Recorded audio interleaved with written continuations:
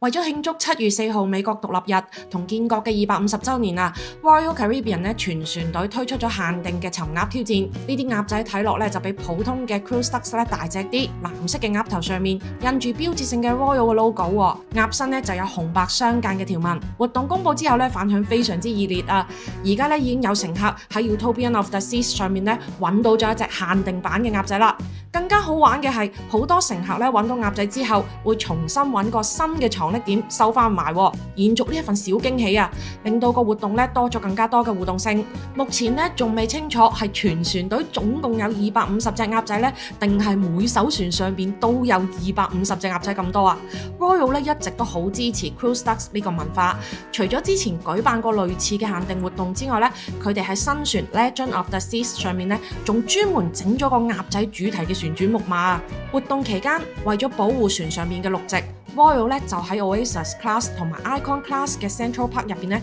設立咗無鴨區。玩還玩啦，始終咧都要保護好船上嘅公共設施啊嘛。